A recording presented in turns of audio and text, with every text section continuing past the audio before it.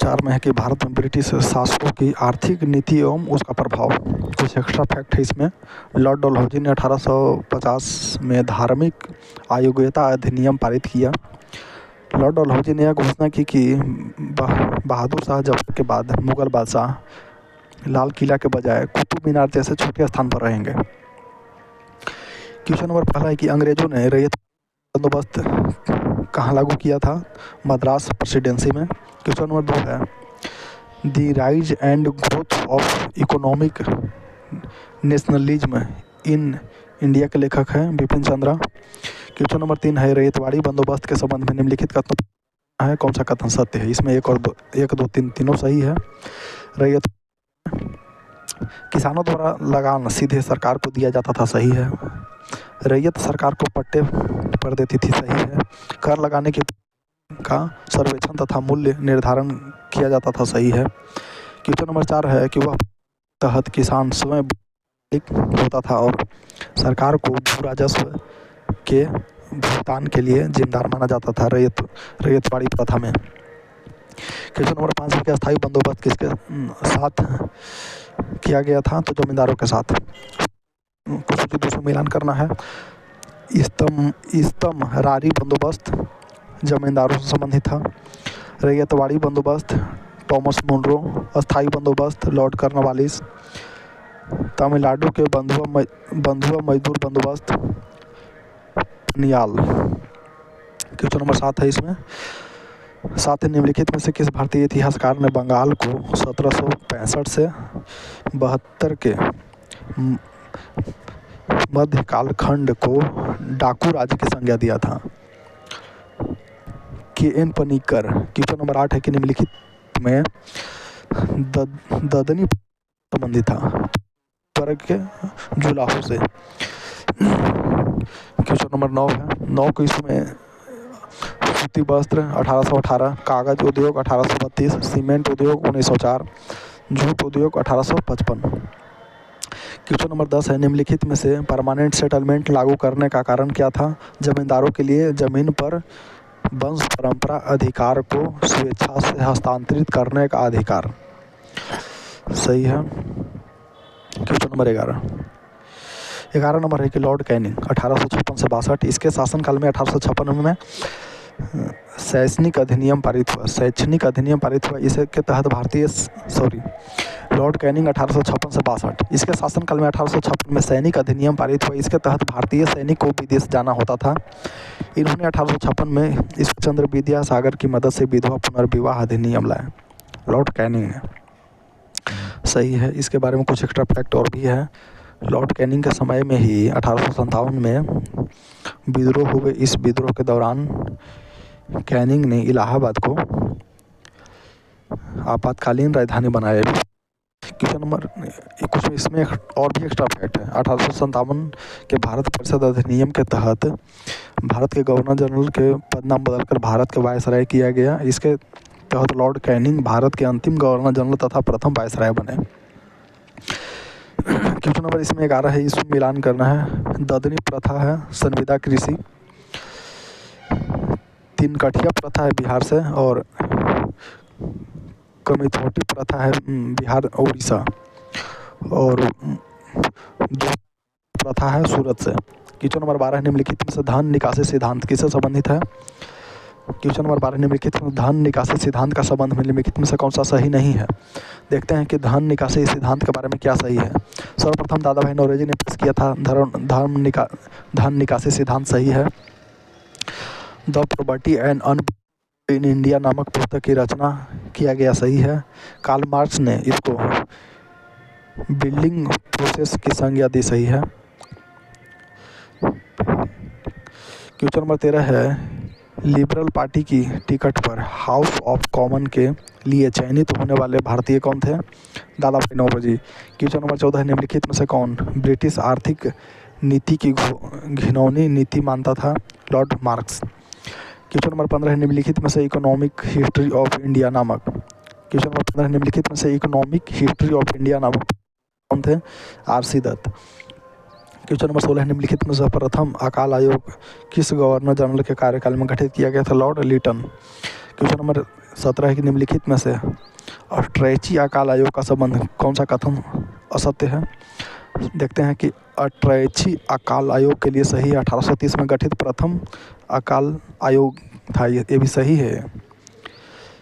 सी भी सही है, इसका प्रमुख उद्देश्य सरकार को अकाल का राहत संबंधी निधि का निर्धारण करना सही है। क्वेश्चन नंबर 18 में इसको मिलान करना है। कर्नल स्मिथ समिति 1897, बी में है जॉर्ज कैंपबेल समिति 1830, अट्रेची आयोग 1860-61, लायल आयोग है 1830। क्वेश्चन नंबर 19 है निम्नलिखित में दादा भाई नौरोजी के अनुसार स्वराज का अर्थ होता है स्वशासन। क्वेश्चन नंबर 20 है निम्नलिखित में से poverty and on British rule in India नामक पुस्तक प्रकाशित हुई थी 1901 में। क्वेश्चन नंबर 21 है कि भारत में अस्थायी बंदोबस्त व्यवस्था लागू किया गया 22 मार्च 1973 को। क्वेश्चन नंबर 22 है कि सूर्यास्त कानून निम्नलिखित में से किससे संबंधित था। अस्थायी बंदोबस्त से, परमानेंट सेटलमेंट से सूर्यास्त कानून संबंधित था। क्वेश्चन नंबर 23 है कौन सा कथन सही है। इसमें 1 और 2 दोनों सही है। अस्थायी बंदोबस्त भारत में 19% भूभाग पर लागू था, सही है। सर सैयद अहमद खान ब्रिटिश शासन के प्रति वफादार थे और मुस्लिम समाज का विकास वे भारत में आंग्ल सत्ता के बने रहने में ही संभव मानते थे, सही है। क्वेश्चन नंबर 24 है कि सूर्यास्त कानून के विषय में जानकारी निम्नलिखित में से किस ग्रंथ में मिलता है। गणदेवता में।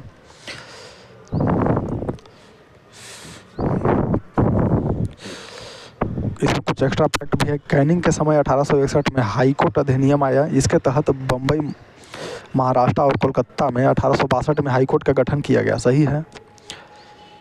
इन्हीं के समय में गोद निषेध प्रथा का अंत हुआ। इसके समय में पहली बार भारत में जेम्स विल्सन के द्वारा बजट प्रस्तुत किया गया। इसी बजट में पहली बार आयकर शामिल किया गया, ये सही है। क्वेश्चन नंबर 25 है कि भारत में उपनिवेश काल में होम चार्जेज भारत के संपत्ति दोहन का सर्व महत्वपूर्ण अंग थे। निम्नलिखित में से कौन सी निधि या निधियां होम चार्जेज की संघटक थी। तो केवल इसमें 2 थी। भारत में कार्यरत अंग्रेजी कर्मचारियों का वेतन तथा प्रयोग में लाई जाने वाली निधि थी, जिसको होम चार्जेज की घटना कहा जाता है, संघटक कहा जाता है। 26 नंबर है कि शब्द इंपीरियल प्रयोग किया जाता था किस लिए। भारत में ब्रिटिश आयातों पर की गई विशेष रियायतों के लिए। क्वेश्चन नंबर 27 है ब्रिटिश शासनकाल के दौरान भारत में उद्योगों की कोई स्वतंत्र विकास नहीं हुआ, इसका कारण था का कमी। क्वेश्चन नंबर 28 है कि इस्तमरारी बंदोबस्त किसने लागू किया। कर्नवालिस। क्वेश्चन नंबर 29 है किसके शासनकाल में अस्थायी बंदोबस्त प्रारंभ किया गया था। तो लॉर्ड कर्नवालिस। क्वेश्चन नंबर 30 है अस्थायी बंदोबस्त किसने किया। जमींदारों ने। अस्थायी बंदोबस्त जमींदारों ने किया था। अगला क्वेश्चन है कि लॉर्ड कर्नवालिस का अस्थायी बंदोबस्त लागू किया गया 1793 में। क्वेश्चन नंबर 32 है कि 1793 में लॉर्ड कर्नवालिस की भू व्यवस्था प्रणाली लागू होने के बाद कानूनी विवाद में प्रवृत्ति में बढ़ोतरी देखी गई थी। निम्नलिखित प्रावधानों में से किस एक को सामान्यतः इसके कारण के रूप में जोड़कर देखा जाता है। तो ABC तीनों सही नहीं है। चलिए, सही नहीं है, इसको क्या देखना। क्वेश्चन नंबर 33 है अस्थायी बंदोबस्त 1793 के अंतर्गत जमींदारों के उपेक्षा की गई थी कि वे खेतिहरों को पट्टा जारी करेंगे। अनेक जमींदार ने पट्टा जारी नहीं किए। इस कारण था जमींदार के ऊपर कोई सरकारी नियंत्रण नहीं था। क्वेश्चन नंबर 34 के बिहार में परमानेंट सेटलमेंट लागू करने का कारण था भू राजस्व निर्धारण करना, सही है। क्वेश्चन नंबर 35 है कि 1885 में बंगाल और बिहार में भूमि पर किराएदारों को अधिकारों को बंगाल किराएदारी अधिनियम द्वारा किया गया, सही है। क्वेश्चन नंबर 36 निम्नलिखित में से कौन ब्रिटिश शासन के दौरान भारत में रैयतवाड़ी बंदोबस्त को प्रारंभ किए जाने के संबंध में थे। इसमें 2 है केवल, अलेक्जेंडर रीड और डॉब्स मुनरो। क्वेश्चन नंबर 37 देखते हैं। क्वेश्चन नंबर 37 है कि लॉर्ड एल्गिन प्रथम 1862 से 63 इन्होंने बहावी आंदोलन को दमन किया। बहावी आंदोलन के प्रमुख केंद्र पटना था। यह आंदोलन सैयद अहमद बरेलवी के द्वारा चलाया गया था। इसका लक्ष्य भारत में इस्लामीकरण था। सही है। क्वेश्चन नंबर 37 की सर टॉमस राजस्व बंदोबस्त संबंधित है रैयतवाड़ी बंदोबस्त से। क्वेश्चन नंबर 38 है कि ब्रिटिश व्यवस्था में रैयतवाड़ी भू राजस्व संग्रहण दक्षिण भारत में और पश्चिम भारत में। क्वेश्चन नंबर 39 है कि रैयतवाड़ी प्रथा प्रारंभ की गई थी टॉमस मुनरो के द्वारा। क्वेश्चन नंबर 40 है अंग्रेजों ने रैयतवाड़ी बंदोबस्त कहाँ लागू किया था? मद्रास और बम्बई प्रेसिडेंसी में। क्वेश्चन नंबर 41 अंग्रेजों ने रैयतवाड़ी व्यवस्था सर्वप्रथम प्रारंभ की थी मद्रास प्रेसिडेंसी में। क्वेश्चन नंबर 42 है कि रैयत के संदर्भ में निम्नलिखित कथनों पर विचार करना है। 1, 2, 3 तीनों सही है। किसानों द्वारा लगान सीधे सरकार को दिया जाता था। सरकार रैयत के पट्टे देती थी। कर लगाने के पूर्व भूमि के सर्वेक्षण और मूल्य निर्धारण किया जाता था। सही है। असम में सर्वप्रथम चाय कंपनी की स्थापना कब हुई थी? 1839 में। क्वेश्चन नंबर 44 है दादा भाई नौरोजी द्वारा प्रतिपादित अपवाह सिद्धांत का सही परिभाषा नीचे दिए गए कथनों से आती है। भारत की राष्ट्रीय संपदा का एक भाग अथवा कुल वार्षिक उत्पाद ब्रिटेन को निर्यात कर दिया जाता था। इसमें कोई वास्तविक प्रतिफल नहीं मिलता था। क्वेश्चन नंबर 45 से निम्नलिखित कथनों पर विचार करना है। विचार कीजिए तथा उनके नीचे दिए गए कोटों का सही उत्तर का चयन करना है। ए और आर दोनों सही है। ए आर का सही की व्याख्या करता है। यह है कि ब्रिटिश काल में सामान्यतः भारत का व्यापार संतुलन अनुकूल था। सही है। धन की निकासी का स्वरूप अप्रतिफलित निर्यात था। सही है। क्वेश्चन नंबर 46 है कि अंग्रेजों के शासनकाल में भारत के आर्थिक दोहन के सिद्धांत को किसने प्रतिपादित किया? दादा भाई नौरोजी। क्वेश्चन नंबर 47 है निम्नलिखित में से किसने निकास के सिद्धांत का प्रतिपादन किया था? दादा भाई नौरोजी ने। क्वेश्चन नंबर 48 है निम्नलिखित में से कौन भारत में उपनिवेशवाद के आर्थिक आलोचक थे?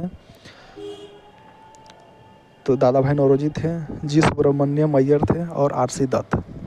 क्वेश्चन नंबर 49 है निम्नलिखित में से कौन दादा भाई नौरोजी को उत्साकरण सिद्धांत यानी कि ड्रेन थ्योरी का विश्वास नहीं करता था? Sir Syed Ahmad Khan. Question number 50 है कि poverty and the un British rule in India नामक पुस्तक के लेखक है दादा भाई नौरोजी। क्वेश्चन नंबर 51 है कि कॉमन में चुने जाने वाले दादा भाई नौरोजी प्रथम भारतीय थे। इन्होंने इस दल की टिकट पर चुनाव लड़ा था।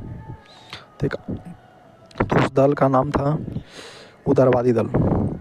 इसमें कुछ एक्स्ट्रा फैक्ट भी है कि लॉर्ड लॉरेंस 1864 से 69 इन्होंने अफगानिस्तान के साथ हस्तक्षेप की नीति अपनाई जिसे शानदार निष्क्रियता का सिद्धांत कहा जाता है। इसी के समय पहली बार भारत यूरोप के बीच समुद्रिक टेलीग्राफ सेवा की शुरुआत हुई।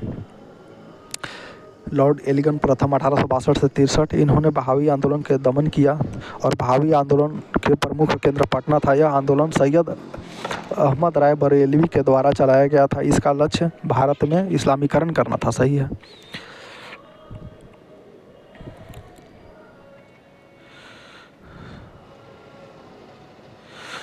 चलिए इस चैप्टर का अगला वीडियो में और सारा कंप्लीट हो जाएगा। Thank you.